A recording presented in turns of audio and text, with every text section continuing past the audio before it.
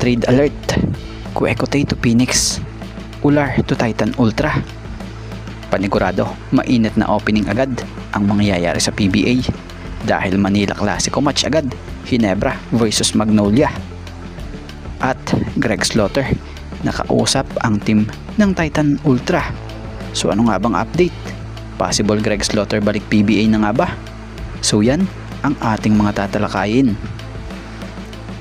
So ito na nga, mainit-init pa. Balitay isineset na ng Titan Ultra ang pagkuha sa forward na si Ato Ular mula Phoenix via trade. So kung magtuluyan or kung magkatuluyan, ito ang kauna-unahang trade ng Titan matapos tanggapin ng PBA bilang pinakabagong member ng team sa liga. So balitay ang ginawang ito ng Titan ay upang palakasin ang front court ng nasabing team. So about naman kay James Quecotay, kung matatandaan nyo rito or nito lang, nakuha ito ng team ng Northport na dating may-ari ng prangkisang ito kapalit ng big man na si Abu Tratter. So ang trade nga po na ito ay batay sa source sa isang report nating nabasa, credit po sa Spin, ay pinasimulan nga raw po di umano ito ng Phoenix. So ibig sabihin, para sa opinion natin, interesado rin talaga ang Phoenix kay Quecotay. So balitay, inaantay na lamang raw po ang approval nito mula sa PBA Trade Committee. At about tayo dito sa patungkol sa latest update kay Greg Slaughter. So balita nga ay nakausap nito ang team manager ng Titan Ultra na siyang inamin naman nitong si Mr. Anglin. So balitay, alam nito yung mga rumors about kay Greg. Pero sa ngayon, ayaw niya pang magsalita dahil wala pang araw po.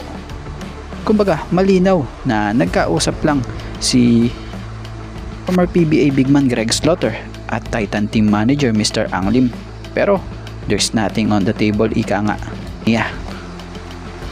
So good friend nga lang raw po nito si Greg, na kung saay nagkamustahan lamang nga raw sila. Kumbaga, kwentuhang magkaibigan. Pero maganda rito, hindi raw sinasarado ng Titan ang pinto sa posibilidad for adding Slaughter para palakasin ang frontline ng bagong prangkisa sa PBA sa kanilang unang PBA season. At about naman dito sa mangyayaring PBA Philippine Cup opening ngayong season 50. So sa pagsisimula nga ng panibagong season, gaganapin ang Leo Awards sa nasabing araw. Bukod pa dito, may mangyayari rin po rito ng isang epic rivalry sa pagitan ng Barangay Ginebra at Magnolia Hatchets. So Manila Clasico match agad ito, October 5 nga gaganapin sa Araneta Coliseum. So magaganap na ang unang duelo sa pagitan ng Barangay Ginebra head coach Tim Cone at ang kanyang dating player na ngayon bagong Magnolia head coach na si LA Tenorio. So gaganapin nga ang laban 7:30 PM after ng pinakaabangang grand opening program at parada ng mga koponan.